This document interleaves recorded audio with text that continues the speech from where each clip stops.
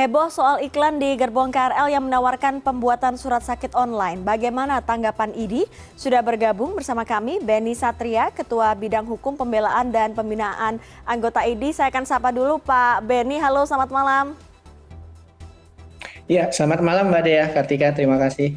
Sama-sama, Pak Benny, sebenarnya hari ini kami juga berencana untuk menghadirkan perwakilan dari PT Cepat Sehat Indonesia, namun ternyata setelah dihubungi yang bersangkutan menyatakan belum bersedia untuk berdialog bersama kami pada malam hari ini. Saya akan luruskan lagi soal surat sakit online, Pak Benny. Ini sebelumnya IDI sudah mengeluarkan statement bahwa ini tidak dibenarkan.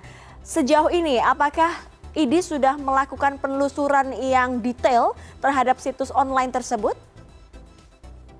Ya, terkait situs online itu, kami hanya mengecek saja beberapa ya terkait hal tersebut dan kemudian sepertinya sudah di down ya, sehingga kami tidak bisa melihat secara lebih detail lagi Mbak Dea. Sebelumnya PT Cepat Sehat Indonesia juga sudah mengeluarkan statement bahwa mereka ini adalah layanan telemedicine. Sebenarnya secara aturan yang betul, bagaimana posisi telemedicine ini dalam memberikan surat sakit? Apakah memang diperbolehkan atau pasien harus bertemu secara tatap muka untuk bisa diberikan rekomendasi surat sakit tersebut, Pak Benny? Baik, terima kasih Mbak Dea. Terkait ketentuan telemedicine, kita hanya punya satu ketentuan telemedicine di Peraturan Menteri Kesehatan Nomor 20 Tahun 2019 tentang penyelenggaraan telemedicine.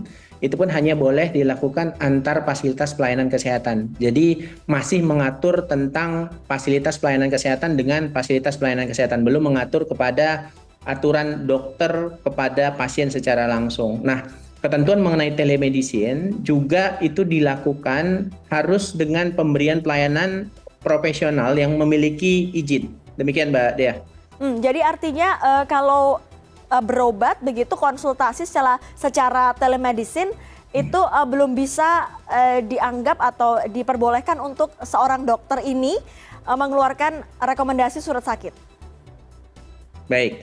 Nah, di ketentuan Permenkes nomor 20 2019, pelayanan telemedicine itu harus dilakukan oleh tenaga kesehatan, dalam hal ini dokter yang memiliki izin.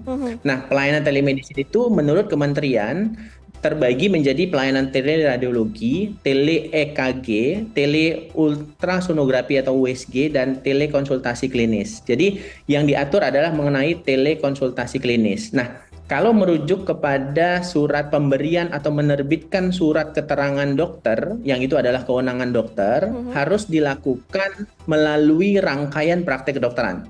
Rangkaian praktek kedokteran itu mengacu kepada pasal 35 Undang-Undang 29 tahun 2004 yang mengatur pertama, sebelum dokter itu menerbitkan surat keterangan, maka harus melalui rangkaian mewawancarai pasien terlebih dahulu.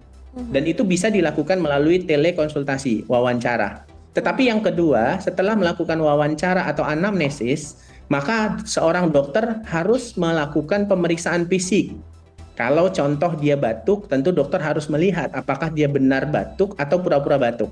Atau kalau dia mengeluhkan diare mencret sampai 15 kali, tentu dokter akan memeriksa fisiknya, suara ususnya, apakah memang yang bersangkutan itu meningkat peristaltik atau gerakan ususnya dengan stetoskop. Itu pemeriksaan fisik.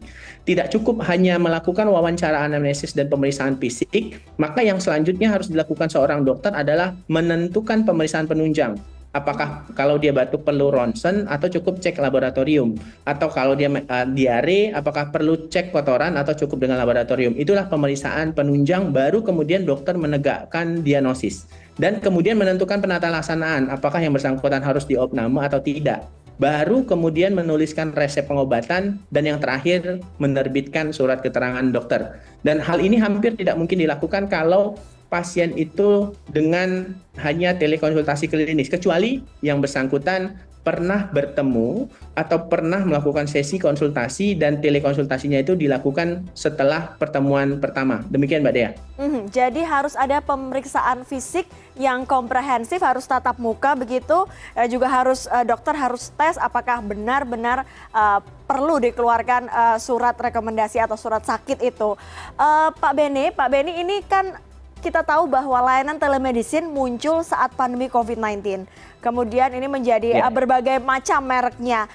sebenarnya IDI sendiri pernah memprediksi tidak hal-hal yang terjadi, pelanggaran-pelanggaran seperti ini bisa menjadi celah ketika telemedicine menjadi top saat ini? Baik, ya. Khusus kita sudah mengantisipasi ini, khususnya di Majelis Etik Kehormatan Kedokteran sudah mengeluarkan fatwa Majelis Kehormatan Etik Kedokteran terkait seorang dokter wajib berhati-hati dan meyakini kebenarannya sebelum menerbitkan atau mengeluarkan surat keterangan, baik itu surat keterangan sehat ataupun surat keterangan sakit. Apalagi di dalam sisi pandemi, banyaknya orang yang mengaku sakit atau yang kemudian mengeluhkan batuk-batuk yang kemudian diagnosanya COVID atau bukan COVID. Majelis Kehormatan Etik Kedokteran, Ikatan Dokter Indonesia sudah mengeluarkan fatwa agar seorang dokter memiliki sense kehati-hatian dalam menerbitkan surat keterangan, baik itu sehat atau sakit, ada atau tidak adanya penyakit. Baik. Sudah kita antisipasi sebelumnya. Kalau dari sisi dokter sendiri, ketika ada boleh dikatakan ini sebuah pelanggaran begitu, apakah ada akibat-akibat hukum yang bisa dikenakan kepada dokter? Tentu, seorang dokter itu memiliki kewajiban mematuhi etik, dan itu sudah kita atur di dalam pasal 7 Kode Etik Kedokteran. Seorang dokter berpotensi melanggar etik, pasal 7 kalau menerbitkan surat keterangan tanpa dia lakukan pemeriksaan terlebih dahulu. Bahkan bukan hanya sanksi etik, di dalam peraturan disiplin dokter, tepatnya di Peraturan Konsil Kedokteran Indonesia di nomor 4 tahun 2011 pasal 3 ayat 2, dokter berpotensi melanggar disiplin apabila terbukti membuat keterangan medis yang tidak didasarkan kepada hasil pemeriksaan yang dia ketahui benar dan patut. Jadi selain potensi pelanggaran etik dan disiplin, bahkan dokter juga berpotensi melanggar hukum. Kalau itu memang terbukti, tentu pelanggaran hukum ini menjadi areanya ranahnya kepolisian.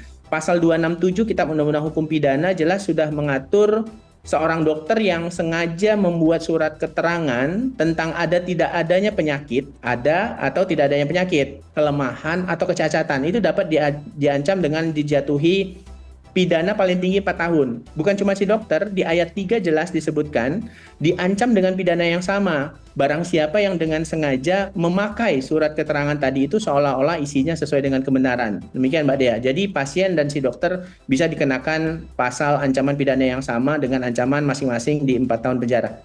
Jadi dua subjek ini bisa dikenakan aturan yang sama begitu ya Pak Beni? Bila itu terbukti ada atau tidak adanya penyakit. Jadi kalau disebutkan pasien itu benar sakit ternyata tidak sakit, maka itu bisa dikenakan itu Mbak Dea. Baik, artinya dokter dan juga pasien harus berhati-hati ketika ingin mendapatkan rekomendasi tertentu jika punya niat jahat begitu. Pak Beni, kalau dari penelusuran IDI, ini kan layanan yang kemarin viral, ini kan bukan layanan pertama gitu, layanan telemedicine pertama. Sebenarnya bagaimana koordinasi antara regulator dan juga IDI ketika ada sejumlah perusahaan yang mengambil opportunity untuk membuat layanan telemedicine agar semuanya berjalan dengan sesuai koridor begitu? Baik, dari Ikatan Dokter Indonesia sendiri hanya bertanggung jawab terkait anggotanya, yaitu dokter. Itu kenapa seorang dokter itu begitu dia tamat wajib kemudian menjadi anggota Ikatan Dokter Indonesia. Tujuannya apa? Agar Ikatan Dokter Indonesia bisa memberikan edukasi, pemahaman terhadap etik, termasuk juga pemahaman terhadap aturan disiplin dan juga aturan hukum. Agar jangan sampai seorang dokter yang tanpa pengetahuan yang cukup ternyata melakukan suatu perbuatan yang itu dikategorikan tidak hanya melanggar etik disiplin tetapi juga hukum. Jadi yang ranah dokter hanya di pembinaan dan pengawasan praktek kedokteran terkait etika. Nah, persoalan hukum yang kemudian dihadapi oleh seorang dokter tentu nanti Ikatan Dokter Indonesia akan mendampingin termasuk juga memberikan pembelaan apabila memang yang bersangkutan tidak pernah melakukan perbuatan tersebut, Mbak Dea. Baik, terima kasih Pak Beni. Ini informasi yang penting untuk masyarakat, untuk melihat aturan-aturan. Ternyata kalau mau memiliki atau diberi surat sakit ini memang harus benar-benar dalam kondisinya sakit sesuai dengan